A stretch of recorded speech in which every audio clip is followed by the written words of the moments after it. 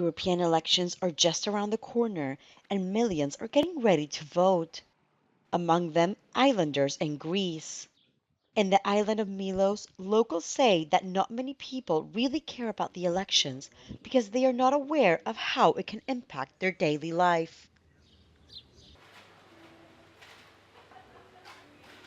Ο κόσμος δεν ασχολείται με τις ευρωεκλογές γιατί το πρόβλημα είναι ότι δεν έχει καταλάβει το τι σημαίνουν οι ευρωεκλογές. Δεν έχει καταλάβει ότι οι αποφάσεις παίρνονται πλέον οι περισσότερες στην Ευρωπαϊκή Ένωση και αφορούν όλα τα κράτη-μέλη, οπότε δεν θεωρεί ότι είναι μεγάλης σημασίας το να μετέχει ή το να εκδηλωθεί, ας πούμε. Voters that care are disappointed and they say that the EU must take action to help the islanders. Η Ευρωπαϊκή Ένωση μπορεί να κάνει πάρα πολλά για τους νησιώτες και πρέπει να κάνει πάρα πολλά. Όχι με όταν λέω πρέπει δεν εννοώ ότι είναι υποχρεωτικό, αλλά εμείς εδώ νιώθουμε κάπως απομονωμένοι, νιώθουμε κάπως δεύτερης κατηγορίας όσον αφορά και τους φόρους που έχουμε, όσον αφορά και τις μεταφορές και το κόστος των προϊόντων και των μεταφορών. Fishermen worry about the fishing stocks, their livelihood, and are asking the EU to take measures. Υπάρχει πρόβλημα με το απόθεμα, σιγά σιγά, αλλά δεν βγάζουν κάποια μέτρα, κάποιον έλεγχο, ώστε να το ρυθμίσουμε όλο αυτό. Farmers, on the other hand, demand action and European policies that will allow them to have profits. Παλιά σούμενε ένα κέρδος άμα δουλέψεις και είχες και υπάλληλο, οπότε ήσουν θεωρητικά άνετος, διπλασίαζες. Τώρα μειώνουμε όσο πάει την παραγωγή, έχουμε και τα έντομα που ρημάζουν συνέχεια, τα θερμοκήπια, τα υπαίθρια δεν έχουν πρόβλημα. Ελπίδα και απογοήτευση. Αυτά τα δύο συναισθήματα εκφράζουν τους Έλληνες νησιώτες εν ώψη των ευρωεκλογών. Από τη μία ελπίζουν πως η Ευρωπαϊκή Ένωση επιτέλους θα τους βοηθήσει να ευημερήσουν και να ξεπεράσουν τα προβλήματά τους, όπως είναι αυτό της ακρίβειας και της δυσκολίας της ζωής στα νησιά. Από την άλλη όμως θεωρούν πως η Ευρώπη τους έχει ξεχάσει. Αρκετοί μάλιστα λένε ότι θεωρούν πως είναι πολίτες δεύτερης κατηγορίας. Από τη Μήλο για το Euronews, Γιάννης Καράγιοργας.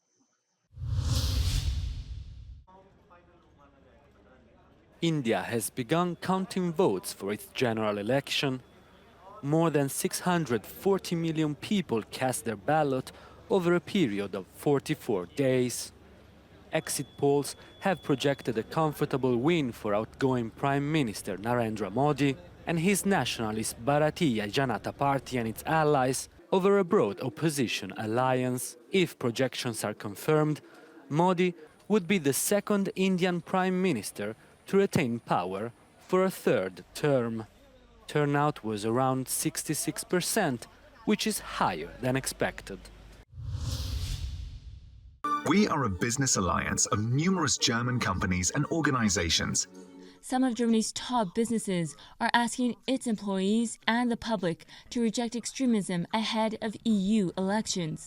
It comes amid fears of how well the far-right AfD could do after it reached an all-time high in polls last year.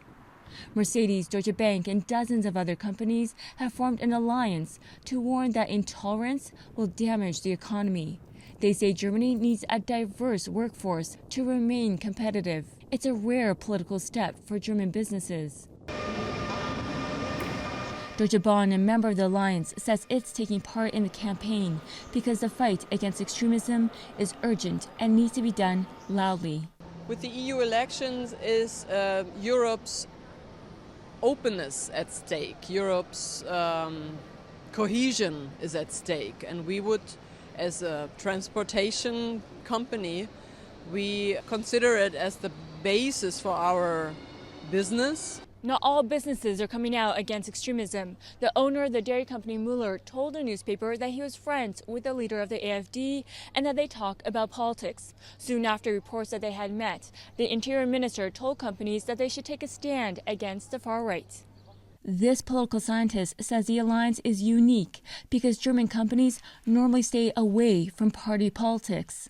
The enemy is quite clear.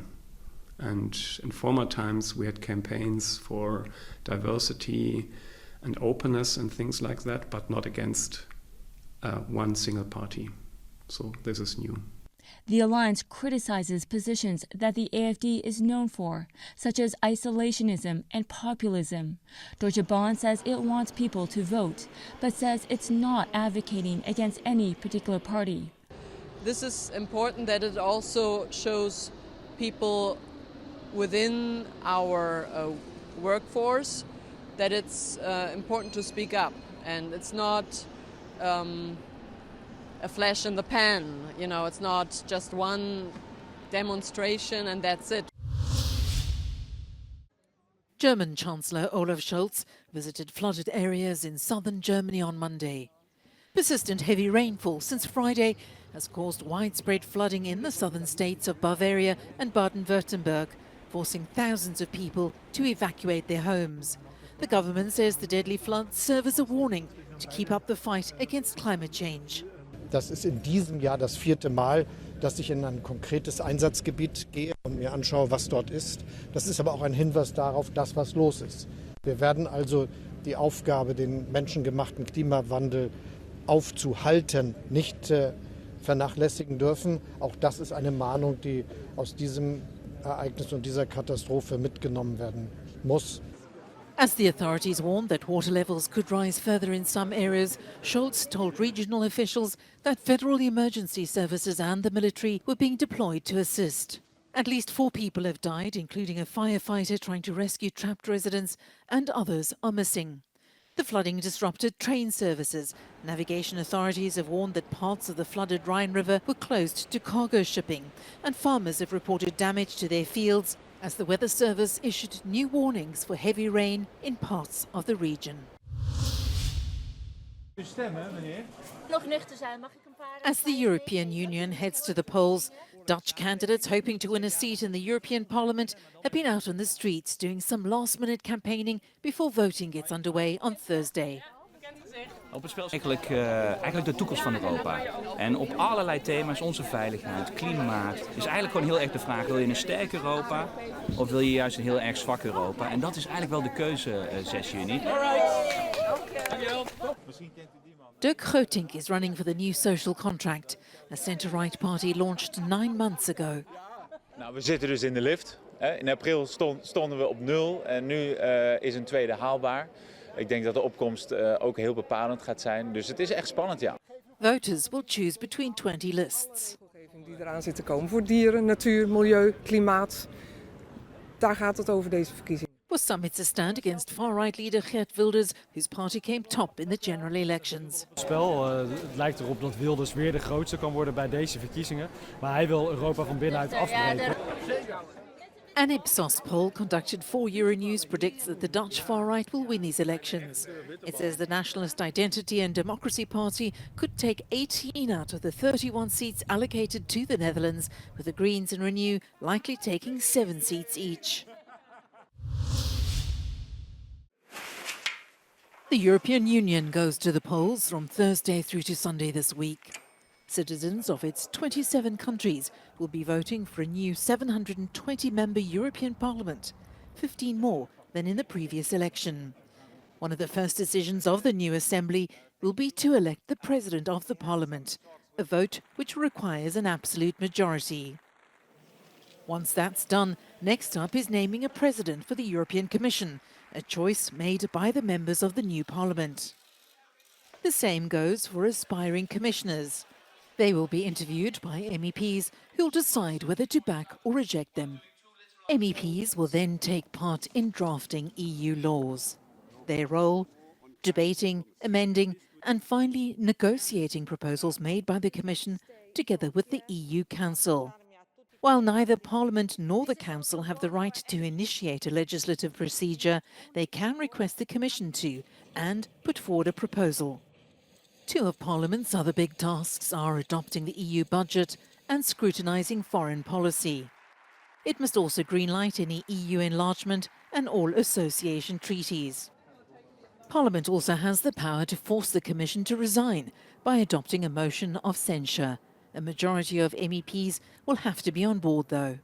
In 1999, in the light of a fraud and corruption scandal, the entire Commission was forced by Parliament to resign en masse.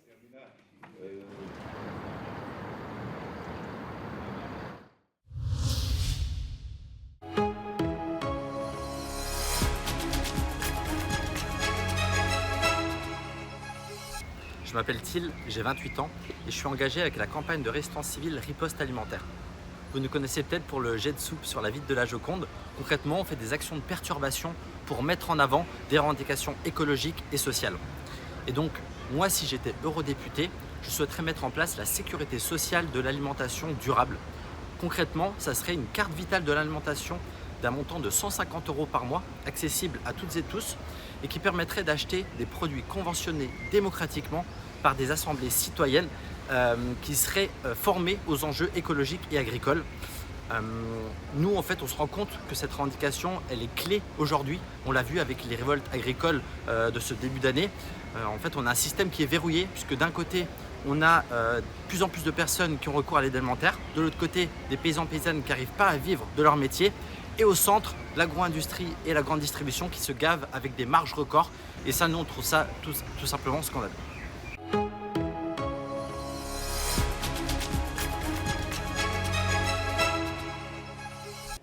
If I am re-elected as a member of the European Parliament, I will continue to fight for a greener and a more socially just Europe that is needed in order to reach our climate goals and ensure a just future for all of us.